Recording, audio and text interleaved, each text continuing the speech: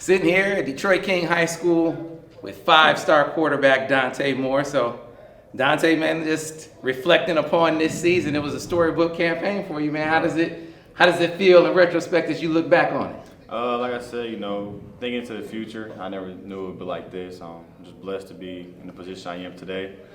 A lot of hard work has been put into it.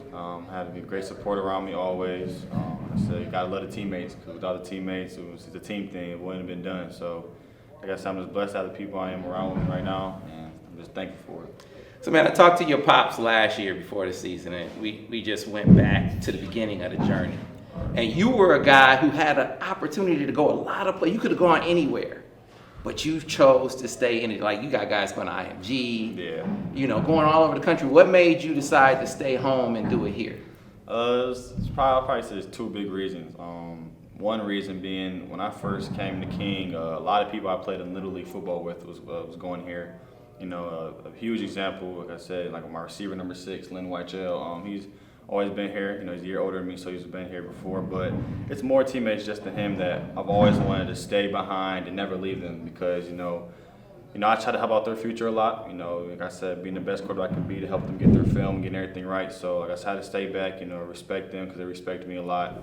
And one thing is just, I respect my coaches. Going down to IMG, it's IMG's prestigious school. Like I said, it's treating like colleges. You live in dorms with your teammates and stuff. So being out there would have been the best thing I possibly could have ever done. But me staying here and just being a Detroit, graduate from high school from here is just probably the biggest thing I've always wanted to do. I said, I could have possibly went there a couple of times, but I just stayed back and just felt that, graduating from King probably was one of the best things I've probably possibly done in my life. So your dad said he could tell when you were 2 years old that you were going to be that guy. Yeah. When did you? Every player kind of knows when they are on a different level, or right. when this is what they want to do. What was that age for you? To be honest, I haven't actually thought of an age. I was actually like that, to be honest. Like I said, I've always had, the talent to throw the ball. I always had the talent to lead. I always had the talent to be in a great team with great players, of course.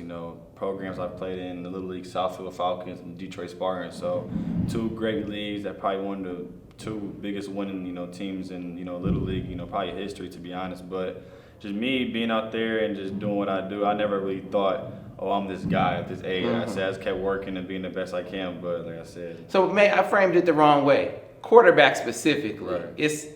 You got to be a leader on the field. Guys got to follow you. So there had to be a moment where you felt like you could lead other people. Maybe not thinking I'm the man, but that, hey, I can lead other guys. When did you start feeling like that? So I'll say, actually, when I first moved up to Detroit, I played on the Southfield Falcons. That was my first team. I'll probably say when I was around 8, 7 years old, I played on a little team called Tiny Mike, and I had players such as Miles Rouser, had on my team and stuff. So I always had great people around me. But me being that young, me just throwing the ball around, being the best I could be, I'd probably say that's probably the moment I was like, this for me, I could fit being a quarterback and just playing a game of football. So did your pops sort of push you along that route, or were you more like, yeah, you don't have to push me, I'm doing it myself? No, he's always pushed me to be great. Like I said, all my life I haven't just played football. I played basketball, such as football. I play soccer and everything. So he's always been a good person on my side.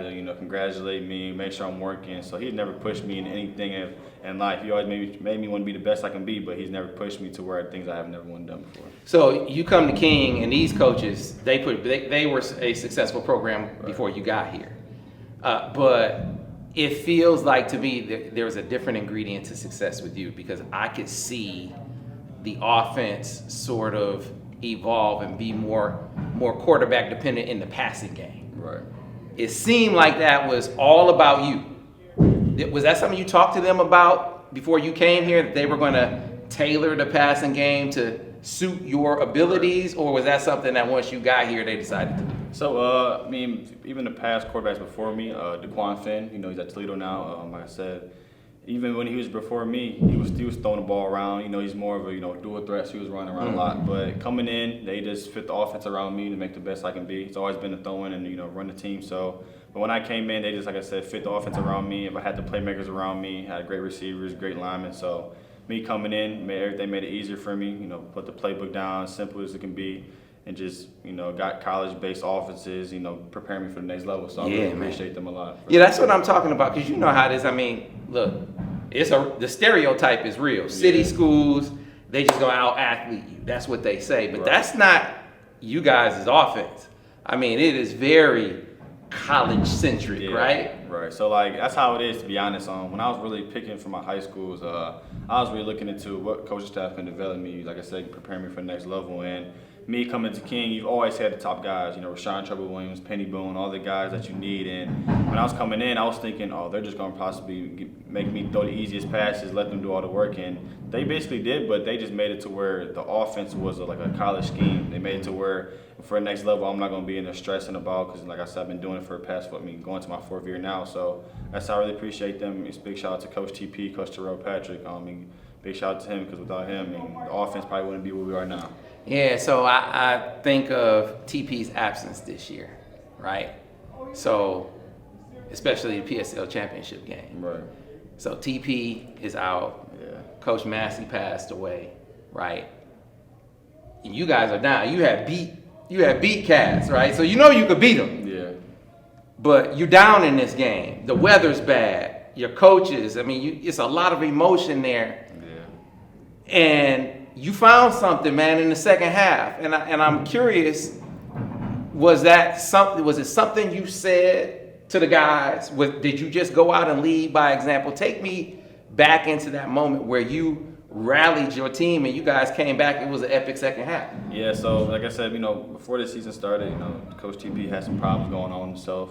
He had to get it all fixed, you know, going through surgery and stuff. And he always told us that, you know, possibly through the first 3 games, he's going to be there for us, and we really appreciate that. At practices, he was struggling, you know, giving 100% effort he could possibly give. But after that, when he went to surgery, I mean, me and my quarterback coach, Jarrell Nolan, we were just sitting down, and we had to just pick up from where we came off of. Like I said, I think the game was after Mona Shores. That's when he took the surgery and did all that. But going to Cavs game, the weather was terrible.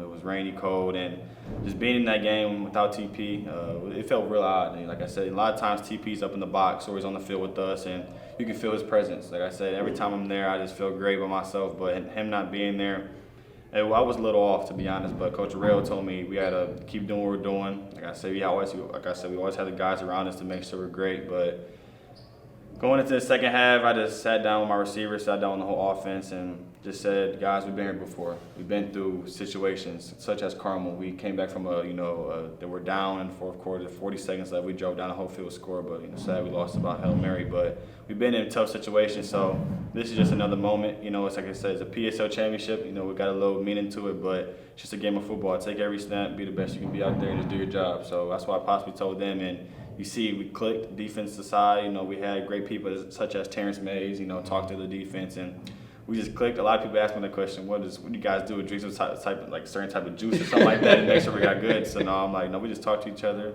and we just went out there and balled out. So you personally, your leadership style, did you say it to them like you just said it to me, or was it a little more? Yeah, it was more aggressive for sure. Like I said, I wasn't screaming at nobody. I would never blame nobody at all. Like I said, it's a team effort. So like I said, a different, way different tone in my voice. But like I said, it was something that we all agreed upon and talked to each other about. So like I said, we all appreciate it. But that comes from somewhere, man. So it's one thing to be able to throw the ball, you can scramble and make plays, but the will to be able to face the moment and rise to the occasion. That's something different. Where does that come from in you? Who do you get that from? So I mean, I watch a lot of NFL quarterback videos.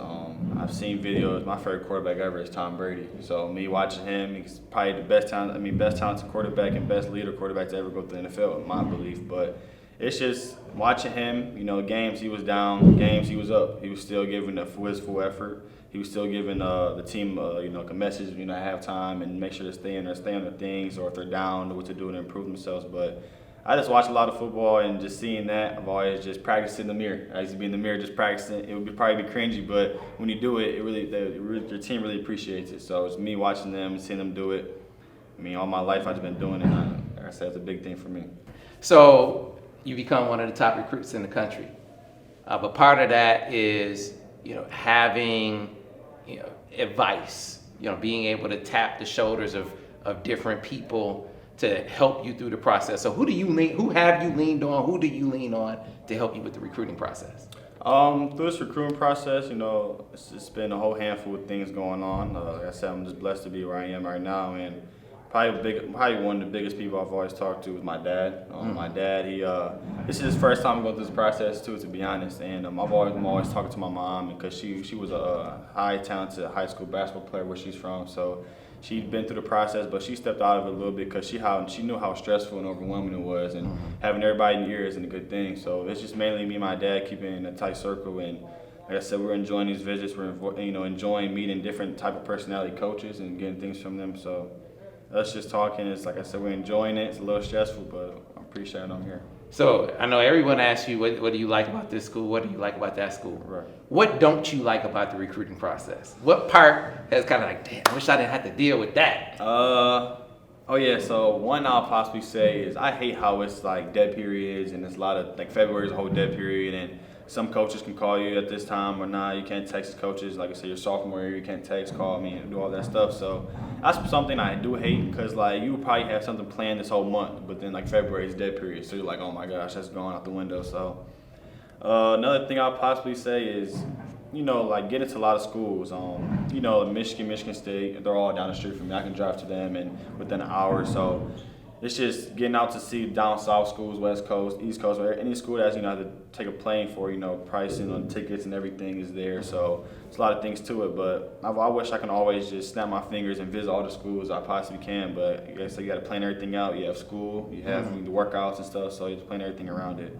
But I'll probably say that's probably the two biggest things that I really hate about it. Do you get tired of the phone calls? I mean, if there's a coach that texts you and calls you, every day, right, do you like that approach, or do you like the coach that sort of hits you once a week and just stays in contact that way? What do you have a preference? Like I said, I've always, like, when a lot of coaches text me, they'll actually text me, how do you want to be, like, not how do you want to be text, but like, do you feel like comfortable me texting you every other day? Do you feel comfortable texting me every day, every minute of the day, anything? So I tell a lot of coaches, like, I love talking to a lot, I love talking to people, man. I love talking to, how's your day going, everything through the day. But yeah, like I told them, I don't want to be piled up on questions, piled up on when you're visiting, piled up on all these things. And so I just told them, if you text me, I'm gonna try to get back to you as fast as I can. But if I'm busy, I'm gonna put my phone away, put my phone down, just do what I'm doing in the moment. I said I'm still just trying to enjoy myself, play the game, do everything I'm doing. So I'm not trying to be so serious into the recruitment process, because I'm a kid still, so I'm trying to enjoy my life. So you are real close with TP, Spence, Coach Rail. You said, those are more than just your coaches. Right. Is that something that you feel like you need to have at the college level? Some guys just say college is a business decision. Yeah.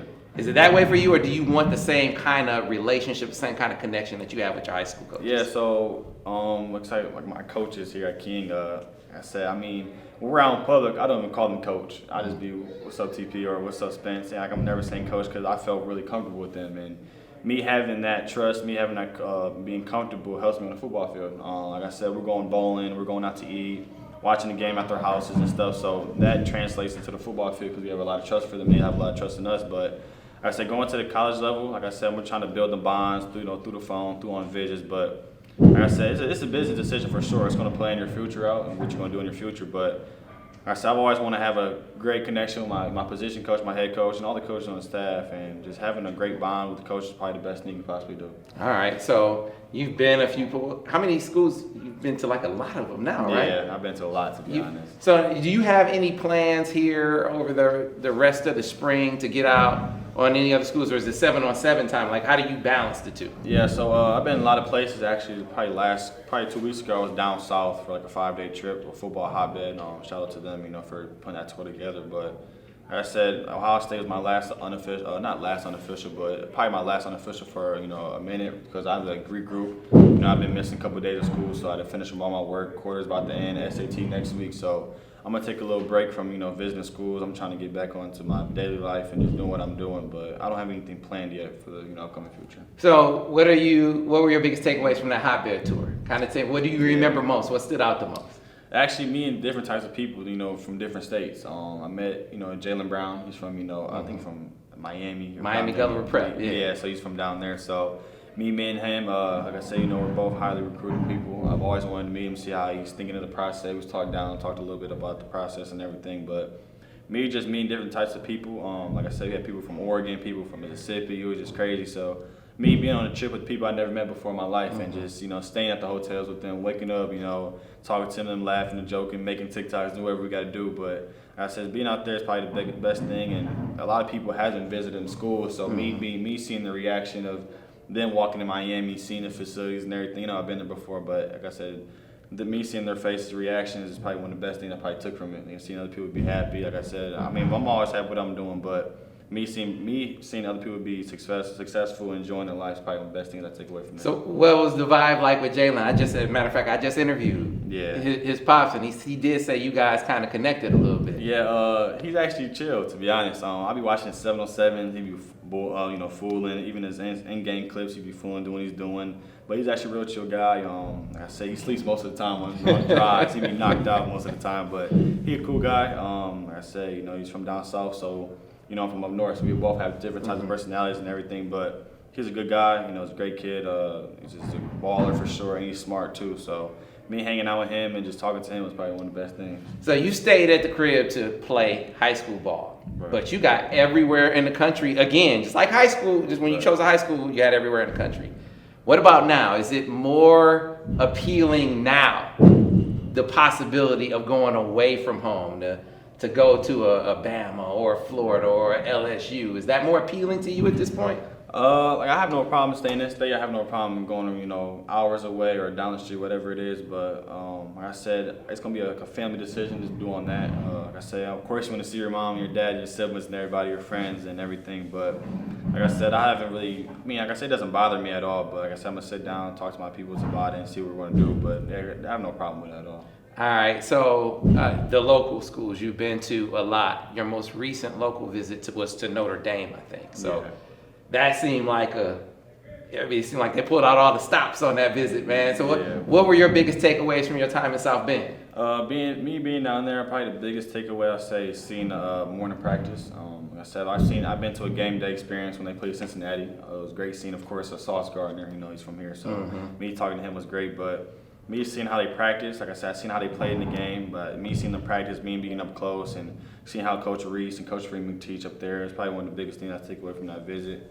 But I just loved it, to be honest. And I had a Notre Dame. The waffle was just crazy. It was crazy good. It was a Notre Dame symbol inside the waffle and everything. So it's just little things they was doing was pretty, spectacular for sure. But me just being out there it felt real good being out there, eating with them and just me being them and just hanging out with them, especially Logan Diggs, the running back up there. So meeting him pretty cool. Like I said, I really appreciate that. My biggest takeaway is being up there and watching the practice. Really feels like. And you tell me if I'm wrong, just from outside looking in, that you have established a real vibe with Coach Reese. Is that accurate? What's the connection like with him? Yeah, that's real accurate, to be honest. Like I said, we had our little Zooms or little talks with my family and went over a little bit about football. But most of the time, we talk about anything you possibly think of, to be honest. When I was up there hanging out with him, we talked a little bit more about football because I was actually in the meetings and seeing how everything was maneuvering and everything. So me and him have a real strong bond. Like I said, I appreciate him a lot. I'm pretty sure he appreciates me, but we have a real close bond. Is it mostly him, or is it like, do you hear from the whole staff all the time from Notre Dame? No, I hear from the whole staff. That's crazy. Actually, when I walked into the building, it was the whole staff. You thinking of anybody, nutritionist, everything. It was everybody sitting there waiting for me. So me being able to meet them and just talk to them was I really appreciate that. Every time I go on a visit, I want to meet the OC, I want to meet the head coach, meet my position coach and all that, but I want to see everybody on the staff and just, build a bond with them, talk to them, especially strength and conditioning coach, see how they are doing with the weights and stuff. So everybody I always want to see and talk to. All right, so let's go up to East Lansing. What's the vibe like with Coach Tucker and that staff up there? Yeah, it's a great staff. Coach Johnson, quarterback coach and lead OC, and Coach Tucker. Like I said, we always have a strong bond. Me being up there was probably one of the best things I could have done, to be honest. Me hanging out with Jaden Reed, Peyton Thorne, and seeing how they work, because that duo right there is incredible, to be honest. But me being up there in East Lansing, like I said, it's an hour away, see how they practice, been to a game day experience, met Coach Izzo and everything. So me talking to him was probably one of the best things. But like I said, I still have real love for East Lansing, even though they took a quarterback commit in that class right now. But still have real love with them. I really appreciate them a lot. Who are you vibing with? I know it seems like every staff member is on you, but who's the primary, who are you connected with the most at Michigan State? Michigan State, Coach Johnson, Jay Johnson. Mm-hmm. Yeah, that's probably the biggest bond I have. We're always talking and laughing, talking about movies. I love bowling, so we always talk about bowling and everything. So yeah. Bowling, okay. So you can. Actually, I used to bowl straight-handed, and I used to be terrible gut every time. But I actually learned from part of these quarterbacks in the Young Go-Getters group. We worked out and all that, but. We bowling, I learned from them, and the little Japanese family. They would teach me how to bowl and put spin on the ball. So I'm a two-handed bowler. So you get the little curve in there and everything. I'm a two-handed bowler, so I'll be doing that and just be trying to be the best I can be out there. Okay, all right, yeah. All right. So Michigan, it's been a minute since you went up there, but what's I remember the PSL championship game I was at. I think that was the first time that Coach Weiss had been to one of your games. So what has that connection been like? Since then, what's the vibe like with the Michigan guys? Yeah, like I said, I appreciate them a lot. They've been there since day one. Actually, really day one, to be honest. 7th grade, some are going to 8th grade. They've been there and went to the camp. They offered me, all that. So I really appreciate them a lot. I love Coach Harbaugh, I love Coach Weiss. I love Coach Bellamy. Me and Bellamy have a real strong bond, especially Coach Klink up there. Came from Kentucky. So like I said, we all have a strong bond. But Coach Weiss come up there. He watched me play. He had some comments about me, some good things. Some things I have to work on and all that. But I have a real strong bond with them. I really appreciate them a lot. Last time I was up there was at a basketball game, I believe. So me watching them play, I think they played Iowa. That was actually a pretty good game. A great fan base inside the basketball arena. But I have a real strong bond with them. I'll never lose love with them. So that was, but the difference with them is this was Coach Weiss sort of coming into the fold there at Michigan and sort of picking up where other guys had a little longer to sort of grow that bond with you. So what have your impressions of him been? What's that connection like specifically with him? Yeah, he's a genius, literally a genius. Like, he's a guy that basically he knows everything, but he's just a guy that always wants to learn. He always wants your ideas on what you think, because he knows a lot of things, but he hasn't reached the max of he knows everything in this world. So when you give him reasons how you feel and stuff, he really takes that in. But he's a good guy, a great coach. He has a real strong bond with the quarterbacks up there. I can tell how they come to the office and greet him and just say what's up to him and how they act around him. But he's a good guy. He's a great person to talk to, and he knows what he's doing for sure. So who connects with you? Because you were talking about how Coach Reese and you're talking about different things, and Coach Johnson, I think you said up at Michigan State, you're talking about movies. Who's that coach at Michigan that is not just football, where you're talking about the other stuff other than football at Michigan? I'd say there's two coaches. I'd say Bellamy and Coach Klink. Bellamy, like I say, he was at West Bloomfield. He's up in Michigan, of course. But I say, he's been talking to me since I was in 7th, 8th grade. I was younger in 6th grade, to be honest. And we always been cool. But Coach Klink, when he was at Kentucky, we still even had a strong bond. So me just talking to them, like I say, it's real close. It's not even about football because they know me personally, to be honest. So me talking to them, checking up on me, checking up on them. That's probably the two coaches I have a really strong bond with from the staff. Now, understand when I ask you this question, I know this about you. You're not scared of competition. Right. I know that about you. Right. But how big a deal is it for you looking at different schools and there's a quarterback there? Like, for instance, at Michigan, J.J. McCarthy's there. I'm sure at some of the other schools you're looking at, there is a quarterback there in certain spots.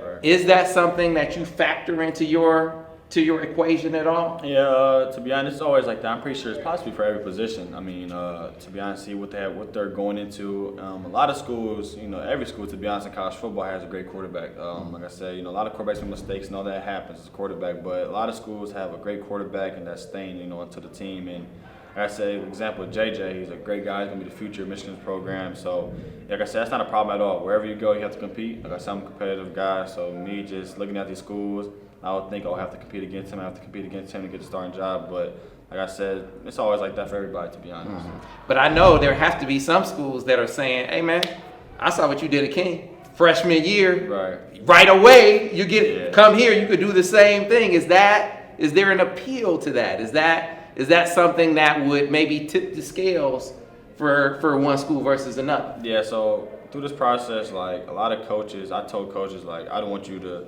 say some BS and be like, hey, when you come in, you're going to start. You got your jersey number, you got what you got, you're starting there. I really don't want to be told that because, to be honest, I believe probably 0% what you just said. So I just like when like I said, I'm a competitive guy. Like I said, little league and coming to high school, I've always been a starter, of course, and I really appreciate that. Like I said, I always want to compete. I love doing competitive things, but aside, like if a coach tells me that, I mean, I'm not gonna listen to it at all. I'm gonna probably laugh or say something, but yeah, I know it's not true at all. So your dad says you're gonna be going through the process. You're gonna take your visits, and it's not gonna be an early decision per se before you go and see some places. But I feel like you probably have an idea of what you're looking for. Right. So when you get ready to make a decision, whenever that is, what are gonna be the things that weigh the most? Mainly, I'd probably say is that's a good question. Have you even determined that yet? Yeah, I've actually thought about it, to be honest. I'll say that me having a strong bond with the staff, like I said, especially my position coach, me having a real strong bond with them is probably one of the biggest things.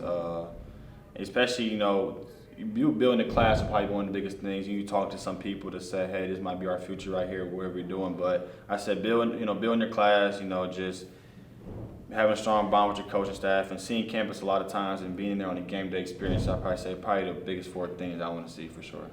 So, for you, as you weigh those things, trying to figure those out, but then you also talk about building the class. Right.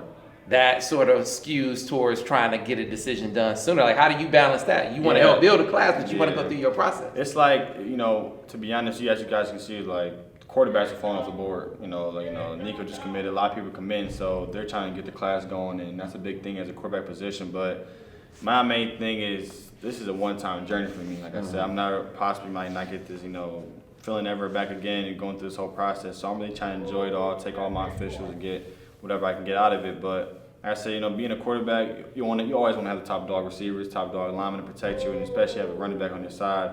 So that's huge, to be honest. But I don't know. I always thought about that, but like I said, I'm just really trying to enjoy it. So you just visited Ohio State. What was that? What was that like? I got down there early in the morning, probably around 9:30 in the morning. Talked to Coach Day, talked to Coach Dennis. I seen CJ, of course, and I've been there for a game, Ohio State versus Penn State. But me being down there, right behind CJ and how he, goes through the offense, how he calls the plays, how he does everything, while he's running right in front of you is probably one of the best things I've seen, to be honest. CJ's a real talented guy. I said Coach Dennis and Coach Day and the coach staff on the offensive side knows what they're doing for sure. You can see CJ's throwing for 500 yards, throwing for 400 yards a game. So you seeing that and see how they practice and seeing, Olave and Garrett, they're gone. But when you're there, I see at the practices, they have some Olave and Garrett's, again, coming to the cycle. So that's one thing about Ohio State. They always have some playmakers around them. But like I said, probably the biggest thing I'd say is for sure seeing practice up close. All right, so let's role play for a minute. You commit to Ohio State. I'm not saying that's what you're gonna do, right? But you commit to Ohio State, and what your dad gonna do about his tattoo, man? Yeah, no, that was crazy. He loves Michigan, like he a diehard Michigan fan. He has a tattoo of Michigan peeing on the Ohio State logo. So, and he has the whole Michigan glove on his back with the exits and everything. So he really takes it serious. So, he's from here, from Detroit. So, he really takes it serious, takes it to heart. So, I'll say he's not even a big. He's just, I don't know. He's just crazy about it. So when y'all go to Columbus, does he cover up the tat, man? I don't think about it. No, he won't. He just gonna treat it like, he's gonna be there with me, so he gonna treat it like he loves Ohio State too. So any college you go to, he's always gonna treat it like he loves that state, college. So, he ain't really gonna treat no college different though. Like I said, he's in the process with me, but he said he's gonna stand back and let me do my own options. My dad, like I said, he always grew up, and he's Michigan fan, he still is a Michigan fan. But through this process, a lot of coaches, a lot of people tell me that, especially as Ohio State, I was actually there. They told me about that situation. I'm like, through this process, he's not leaning on no schools at all. He's all going off my opinions, and he'll give me his opinions and everything. But like I said, just me being going through this process, he would never, hey man, I'm liking the school a lot, and if I'm liking that school too, he's not gonna be like, come here, boom. So like I said, he be giving me his ideas, and I really appreciate that. But with the tattoo and stuff, yeah, man, I don't know, man. That's real talk. Is he gonna get it removed? Yeah, how can you fix that to make it look different? You just gotta wear a hoodie around campus or something, man, because you can't be showing that tattoo around. It's gonna be the worst threat on the thing, man. Oh, so the Ohio State coaches knew about it already? Yeah, I told him how it was. Like I said, my dad wore a hoodie and everything, and we was walking. I'm like, oh, Dad, what tattoo you got right there? And he was, what you talking about, man? So I'm like, yeah, he got a tattoo like that, and they was laughing and everything. So they always said every single time I'm up there. All right, so timeline. Going through the process is sort of broad. What does that mean? Would you like to have your decision made by the time your senior year starts? You think it's gonna go into the season? What does your timeline look like? So I just actually had a talk with my dad.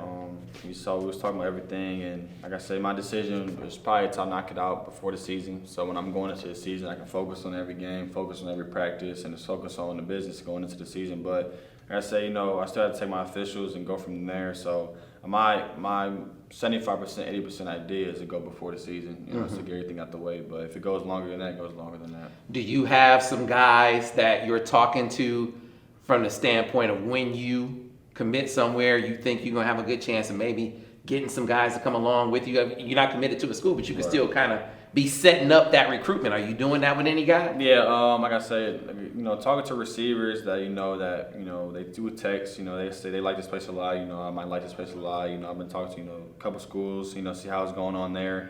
Like I said, it's really important to build that receiver class for sure. Like I said, wherever you feel in that place, you always want to build the guys. So that's important for a quarterback to talk about the receivers, even talk about the linemen and everybody on the offensive side. So all right, so man, you giving me that broad answer again. I know Jaylen Brown. Jaylen Brown is one that you just talked to. Right. Who are some guys that maybe you have kind of had starting to build that connection with? Like I said, our receiver I always talk about, everybody knows, is Carnell Tate. Like I said, that's my guy. Like I said, that's probably the number one receiver in this class. I believe is the most talented, the best to do, and he's a great person. And he's very skillful. So me and him always talking. Like I said, when me and Jen is down there talking, he's talking to me how he feels about some schools. So I said those probably the two closest receivers I'm going through this process. So like I said, I really appreciate them a lot. All right. So another school that you visited recently you visited in the past was Oregon.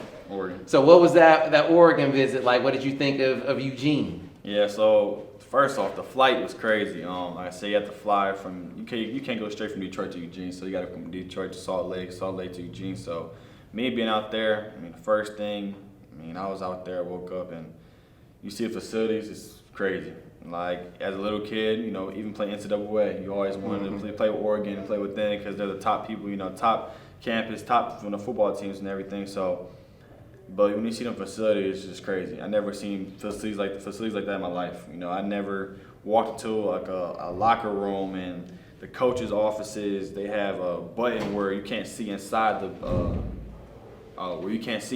their office, but they can see out. So it's just crazy thing. It's just so many things, and I never seen a school have a cleat toaster. So you put brand new cleats in there, you take them out, and they're like not stiff as they will be as a new, act like they're broken in a little bit. So okay. They had things from left to right that you'll never know. But like I said, the biggest probably takeaway I'd say is facilities. And me and Coach Lanning, so it's crazy. Okay. I heard UCLA is a school that's starting to show you some love, show you some attention. What about the Bruins? Yeah, so UCLA, Coach Gundy, he was actually up here one of these days going through the track hallways, probably in January. So him coming up here, like I said, I really appreciate it a lot. UCLA's all the way on the West Coast, so him coming out here and showing his appreciation, I really appreciate it a lot. So that's a school I'm looking into for sure. Like I say, Dorian, him going through high school, I've always looked up to him and see how he was doing, and this year he's gonna be a fifth-year senior up there. So like I said, it's me just watching him, see how he's doing up there on the offensive side was a positive for sure. All right, man. And so to close this out, you sort of broke down your timeline. That's recruiting. You're still getting your game on, and I heard you now running with Cam Newton's squad. So, yeah. So what's that like, and what's it like getting some advice and some tutelage from Cam?